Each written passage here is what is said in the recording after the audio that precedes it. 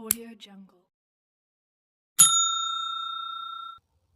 Hello दोस्तों, नमस्कार। पशु परिचर भर्ती परीक्षा 2024 महत्वपूर्ण प्रश्नोत्तरी ये टेस्ट सीरीज चल रही है 39 नंबर वाली।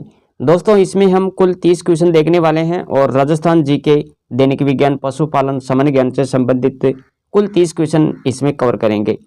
अगर आप चैनल पर पहली बार देख रहे हो तो चैनल को जरूर सब्सक्राइब करें, क्योंकि मैं इसी तरह का कंटेंट आप सबके लिए लेकर आता रहता हूँ। बिना समय गवाए आज की इस सीरीज को शुरू करते हैं और देखते हैं आज का पहला क्वेश्चन क्या है। तो देखो, यहाँ पर पहला क्वेश्चन है, केसरिया कंवर जी किसके पुत्र थे? हड़बू जी के, गोगा जी के, रामदेव जी के, कल्ला जी के। राजस्थान जीके का क्वेश्चन है ये, आर्ट एंड कल्चर से ये क्वेश्चन है।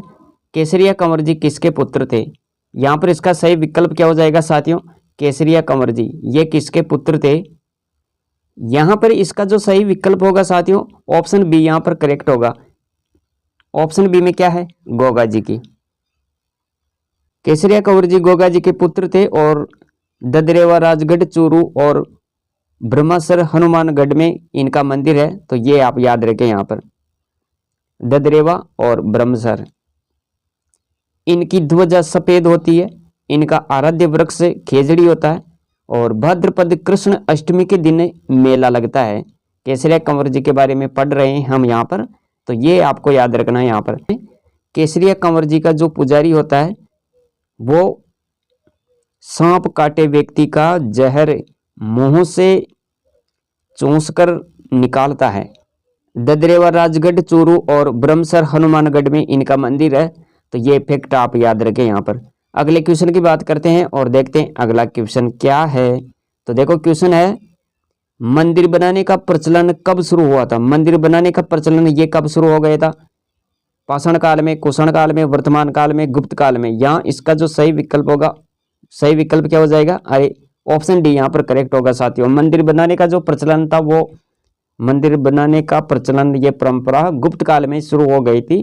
तो ये फैक्ट आप यहाँ पर याद रखेंगे। इसके बाद में देखो आगे क्या है। तीसरा क्वेश्चन है, भानगढ़ किले का निर्माण किसने करवाया था? ये आ गया भानगढ़ किला। भानगढ़ किले का निर्माण माधव सिंह ने, भगवान दास ने, भारमल ने, भगवंत दास ने। इसका सही ऑप्शन क्या होगा? अरे सही विकल्प डी, भगवंत दास ने इसका निर्माण करवाया था। ये आप याद रखें यहाँ पर। और देखो, निर्माण 1574 में करवाया गया था भगवंत दास के द्वारा और अपने पिता भारमल के नाम पर दुर्ग का निर्माण करवाया। बाद में इस दुर्ग को अपने छोटे पुत्र माधव सिंह को जागीर के रूप में दे दिया था। और भानगढ़ का किला ये कहाँ पर है? राजगढ़ अलवर में है।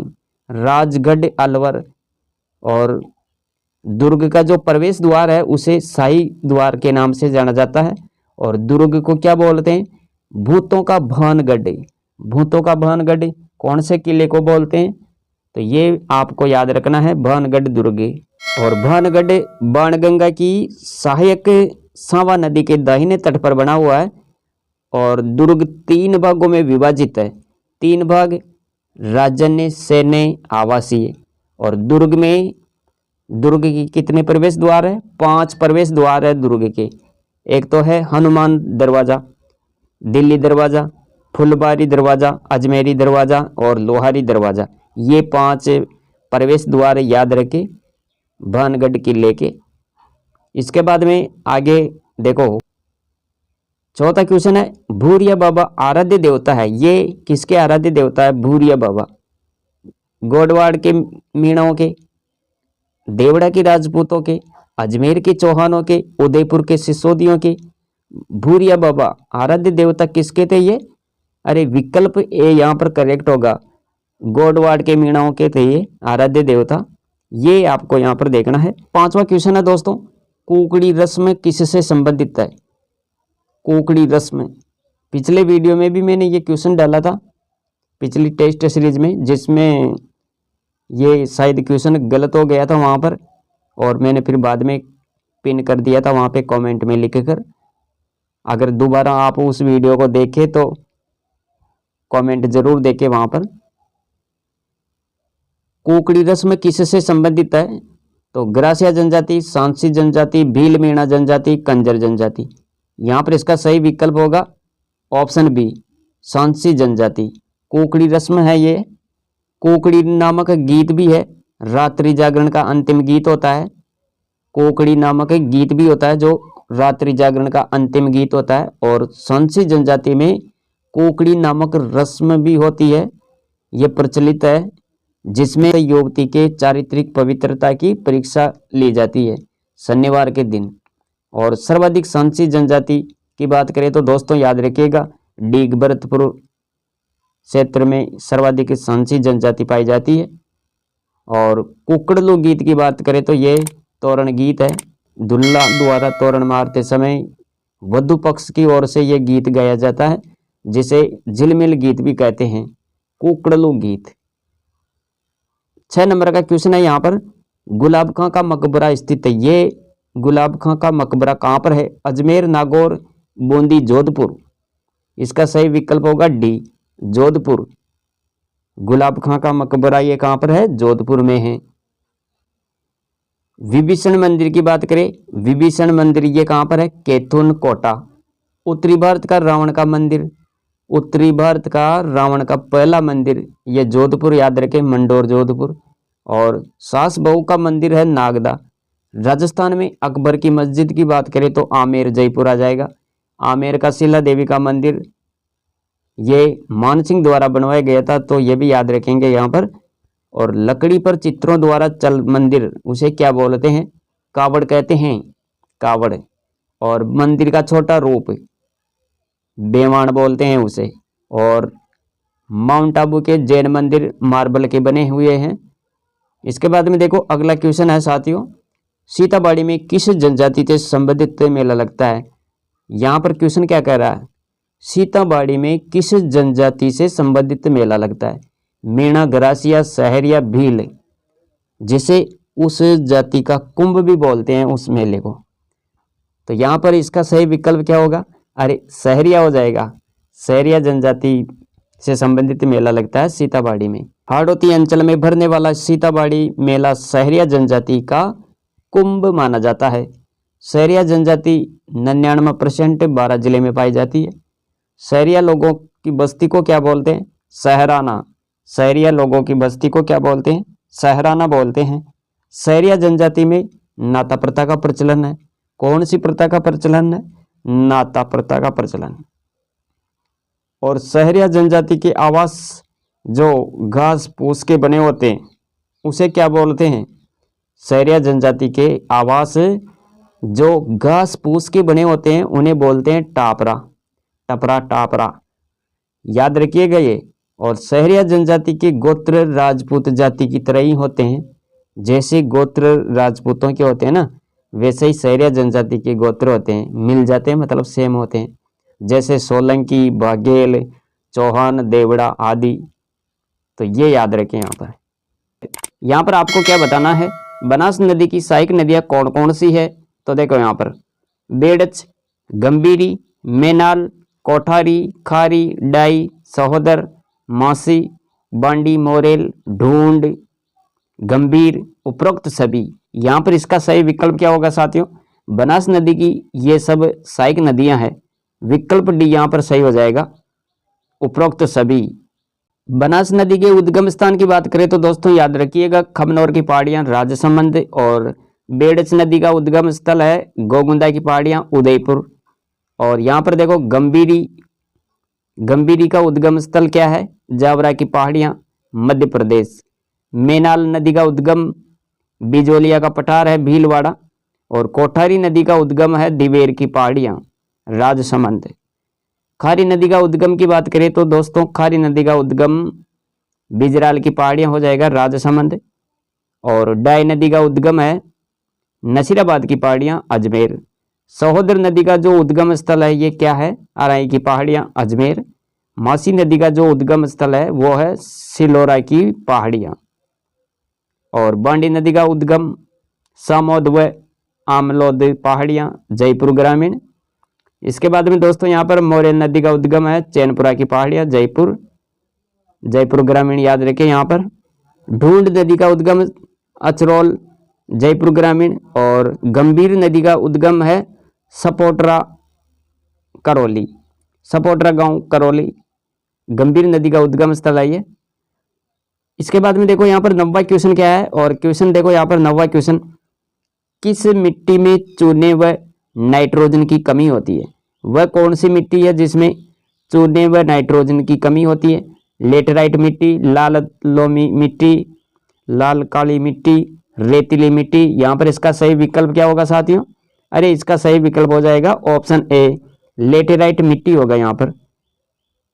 यह 9वां क्वेश्चन है आपका। इसके बाद में देखो यहाँ पर राजस्थान की सर्वाधिक उपजाऊ मिट्टी की बात करें तो साथियों वर्टिसॉल्स याद रखे आप। राजस्थान की सर्वाधिक उपजाऊ मिट्टी कौन सी है? वर्टिसॉल्स। राजस्थान के हाड़ौती क्षेत्र में मध्यम काली मिट्टी पाई जाती है। तो ये दोनों पॉइंट याद रखें यहाँ पर। और 10वां क्वेश्चन है, नदियों का त्रिवेणी संगम है जो असंगत है, वो बताना आपको यहाँ पर। नदियों का त्रिवेणी संगम जो असंगत है, बेणेश्वर, डूंगरपुर, सोमाई जाकम, बिगोद भीलवाड़ा, बनास, बेड़च, मैनाल, रामेश्वरम, सवाई माधोपुर, बनास, सीप, चंबल, राजमहल, टोंक, बनास, खारी, मोरेल। यहाँ पर ये जो मोरेल है ये नहीं आएगा, यहाँ पर ये गलत हो जाएगा। तो यहाँ पर इसका आपको क्या बताना है? असंगत बताना है। तो विकल्प डी होगा इसमें। तो फिर सही वाला क्या है? तो ये तीनों सही है, बेणेश्वर, डूंगरपुर, सोमाई जाकम, बिगोद भीलवाड़ा, बनास, बेड़च, मैनाल, रामेश्वरम, बनास, सीप, चंबल, ये भी सही है। इसके बाद में आपको राजमहल के बारे में याद रखना है, राजमहल, टोंक, देवली टोंक। इसका सही वाला क्या है? तो देखो यहाँ पर राजमहल, देवली टोंक, बनास, खारी, डाई, मोरेल की जगह क्या आएगा इसमें? डाई आ जाएगा। बनास, खारी, डाई, ये राजमहल, देवली टोंक, ये त्रिवेणी संगम याद रखे। अब यहाँ पर देखो 11 नंबर का क्वेश्चन क्या है, राजस्थान का पीला सोना किसे कहते हैं? राजस्थान का पीला सोना किसे कहते हैं? सरसों, बांस, होहोबा, जोजोबा, इनमें से कोई नहीं। पीला सोना किसे कहते हैं? तो यहाँ इसका सही विकल्प होगा ऑप्शन सी, होहोबा, जोजोबा। विकल्प सी यहाँ पर देखेंगे। इसके बारे में थोड़ी सी जानकारी और देखो यहाँ पर।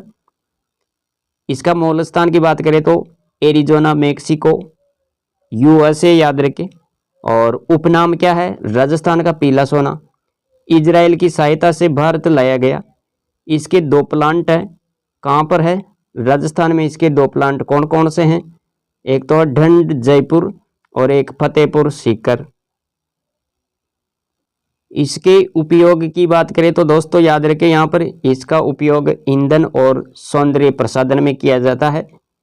और आदिवासियों का हरा सोना किसे कहते हैं? आदिवासियों का हरा सोना बांस को कहते हैं। रतन जोत के बारे में भी देखो यहाँ पर, जेट्रोपा, इसका निर्माण बायोडीजल, और रतन जोत में भारत का पहला प्लांट है।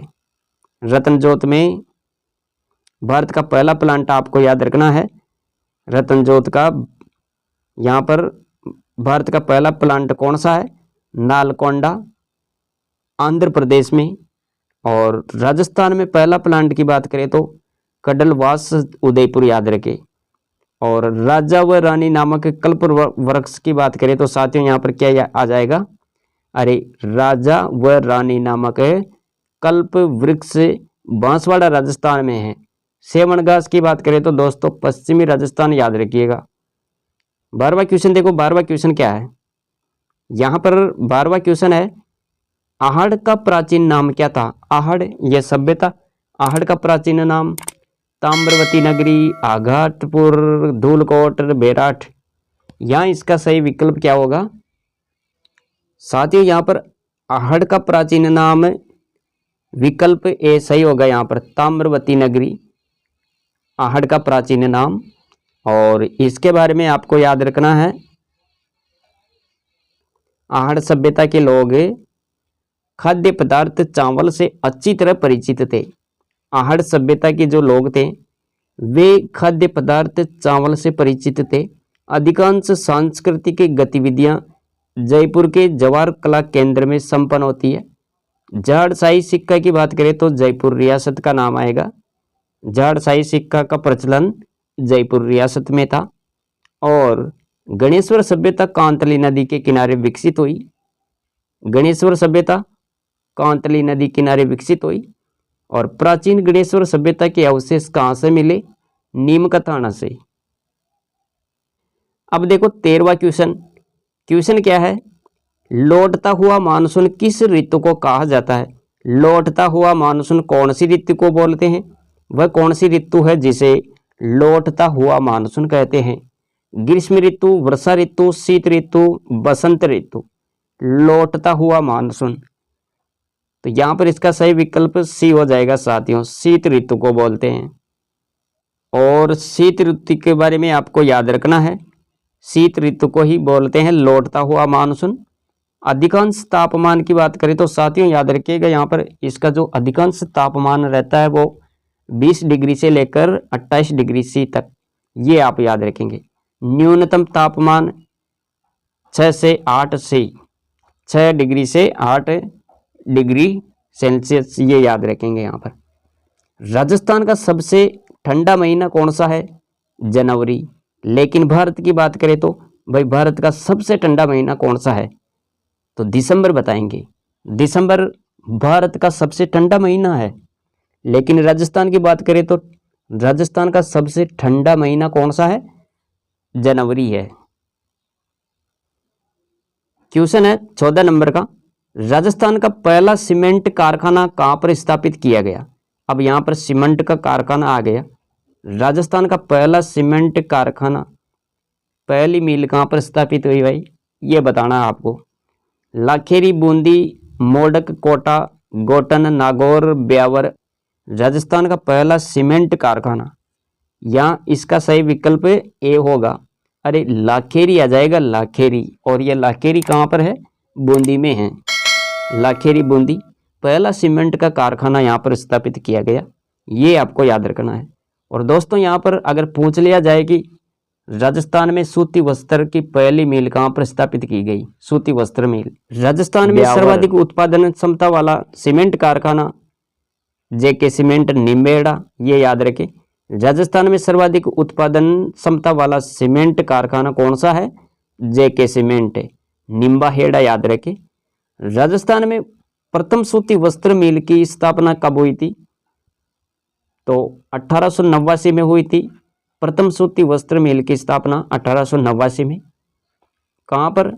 ब्यावर में। और किस नाम से हुई थी? तो द कृष्णा मिल लिमिटेड के नाम से। भीलवाड़ा को क्या बोलते हैं? वस्त्र नगरी के नाम से जाना जाता है भीलवाड़ा। तो ये भी आप यहाँ पर देखेंगे। इसके बाद में साथियों देखो यहाँ पर 15 नंबर का क्वेश्चन है।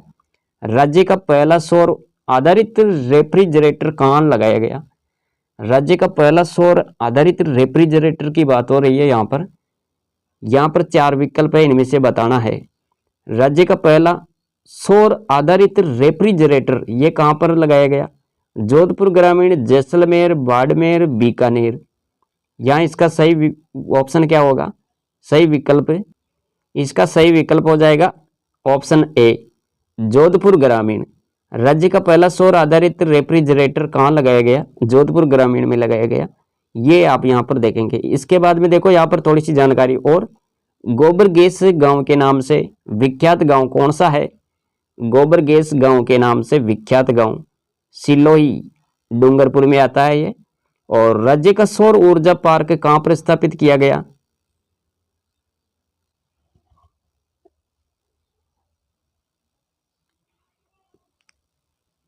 गोबर गैस गांव के नाम से विख्यात गांव कौन सा है? सिलोही।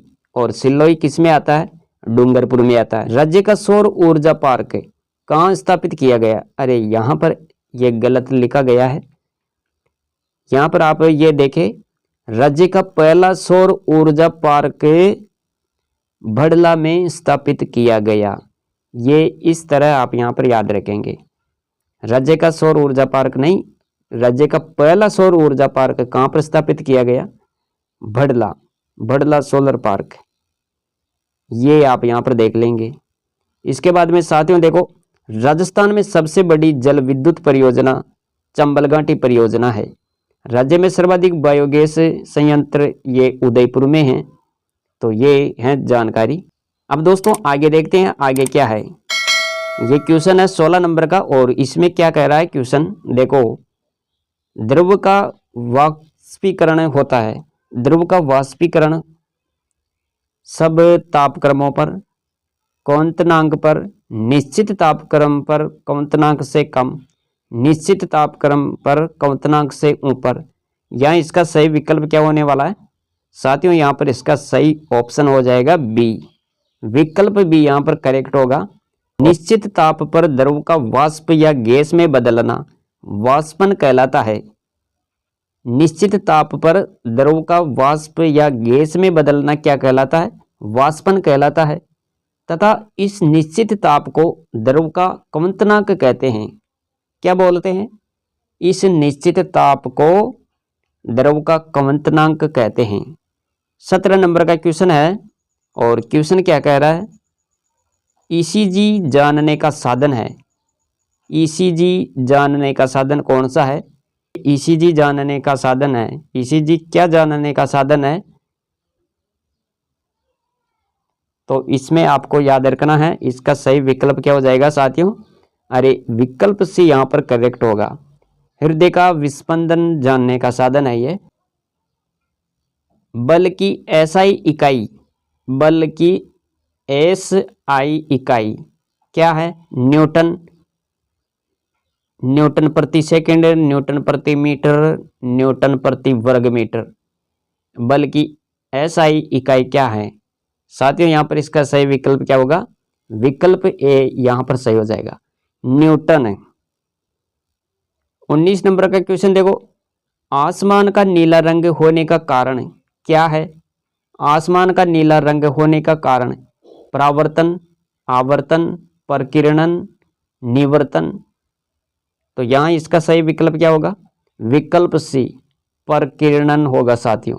आसमान का नीला रंग होने का मुख्य कारण क्या है, प्रकीर्णन के कारण होता है।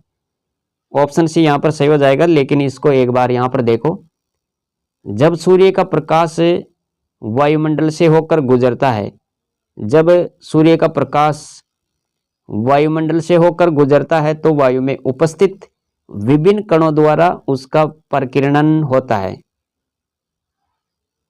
दिन के समय मनुष्य केवल प्रकीर्णित प्रकाश ही देख पाता है।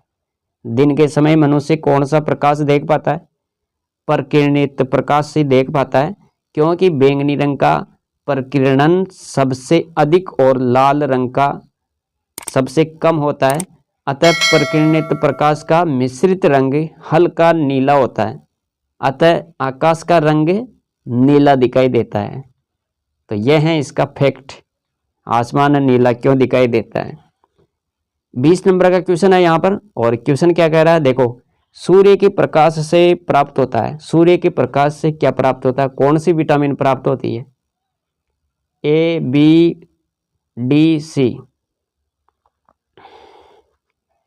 सूर्य के प्रकाश से कौन सी विटामिन प्राप्त होती है, यहाँ पर इसका सही विकल्प क्या होगा साथियों, अरे विकल्प सी होगा यहाँ पर सही, विटामिन डी प्राप्त होती है, विटामिन डी। इसके बाद में देखो यहाँ पर 21 नंबर का क्वेश्चन है, बैटरी में एसिड का उपयोग किया जाता है। बैटरी में एसिड का उपयोग, कौन से एसिड का उपयोग किया जाता है बैटरी के अंदर, तो acidic acid, hydrochloric acid, sulphuric acid, nitric acid. Battery में कौन सा एसिड काम में लेते हैं, विकल्प सी सल्फ्यूरिक एसिड हो जाएगा। सल्फ्यूरिक एसिड बैटरी में काम में लेते हैं। 22 नंबर का क्वेश्चन है, दूध में वसा तत्वों की मात्रा कम हो जाती है। दूध में वसा तत्वों की मात्रा किस ऋतु में कम हो जाती है, शरद ऋतु में, गर्मी में, वर्षा ऋतु में, इनमें से कोई नहीं। तो यहाँ इसका सही विकल्प क्या होगा, विकल्प बी यहाँ पर सही हो जाएगा साथियों। विकल्प बी में क्या है, गर्मी में। अगला क्वेश्चन देखो, कौन सी नस्ल और मूल स्थान सही सम्मिलित नहीं है, कौन सी नस्ल और मूल स्थान सही सम्मिलित नहीं है, ये आपको यहाँ पर देखना है। जर्सी, जर्सी द्वीप ये भी सही है। होल्स्टीन फ्रिजियन हॉलैंड ये भी एकदम सही है। राठी पश्चिमी राजस्थान, ये भी एकदम सही है। और मेवाती मध्य प्रदेश, ये यहाँ पर गलत है साथियों। तो आपको क्या बताना है, जो मूल स्थान सही सम्मिलित नहीं है वो बताना है। विकल्प डी यहाँ पर सही हो जाएगा। तो फिर क्या है, मेवाती का मूल स्थान क्या है? तो याद रखिए यहाँ पर मेवाती, इसका मूल स्थान है मेवात क्षेत्र। मेवात क्षेत्र कहाँ पर है? हरियाणा। मेवात क्षेत्र कहाँ पर है? हरियाणा। ये आप याद रखें यहाँ पर। दक्षिणी राजस्थान में पाई जाने वाली भैंस की नस्ल है। अब यहाँ पर क्या बताना है आपको, दक्षिणी राजस्थान में जो भैंस की नस्ल पाई जाती है वो कौन सी है? नीली, भदावरी, सूरती, मुर्रा। कौन सी भैंस दक्षिणी राजस्थान में पाई जाती है? विकल्प सी यहाँ पर सही हो जाएगा, सूरती। सूरती नस्ल की भैंस दक्षिणी राजस्थान में पाई जाती है, ये आपको यहाँ पर देखना है। और सूरती नस्ल की अगर उत्पत्ति स्थान की बात करें तो साथियों याद रखें, ये नस्ल गुजरात के सूरत, आणंद, बड़ौदा, नाडियाद और खेड़ा क्षेत्र में उत्पन्न मानी जाती है। और वितरण क्षेत्र इसका दक्षिणी राजस्थान का उदयपुर, डूंगरपुर और चित्तौड़गढ़ है। और ये दूध कितना देती है, तो दूध की बात करें तो साथियों इसका औसतन दूध 1600 से लेकर 1700 लीटर प्रति बयान होता है। और इनके दूध में वसा पाई जाती है 7.5। वसा कितनी पाई जाती है? 7.5%। तो ये आप याद रखेंगे यहाँ पर सूरती के बारे में, सूरती भैंस। 25 नंबर का क्वेश्चन देखो, क्वेश्चन क्या कह रहा है, पशु आवास की लंबाई किस दिशा में होनी चाहिए? पशु का जो घर बनाते हैं हम, जैसे क्या बोलते हैं, छपरा। पशु आवास की लंबाई किस दिशा में होनी चाहिए?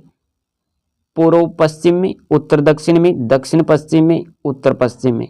यहाँ पर इसका सही ऑप्शन क्या होगा? विकल्प ए हो जाएगा, पूर्व पश्चिम में। आगे बात करते हैं, क्वेश्चन देखो यहाँ पर 26 नंबर का क्वेश्चन है, टोगनबर्ग बकरी का मूल स्थान। टोगनबर्ग बकरी का मूल स्थान कौन सा है? पाकिस्तान, जम्मू कश्मीर, स्विट्जरलैंड, नेपाल। टोगनबर्ग बकरी का मूल स्थान स्विट्जरलैंड हो जाएगा। विकल्प सी यहाँ पर करेक्ट होगा साथियों। और साथियों टोगनबर्ग के बारे में आपको याद रखना है, यह बकरी की नस्ल है टोगनबर्ग, और यह एक विदेशी नस्ल है जो स्विट्जरलैंड की टोगनबर्ग घाटी से उत्पन्न मानी जाती है। स्विट्जरलैंड में ये टोगनबर्ग घाटी से उत्पन्न मानी जाती है, ये याद रखें।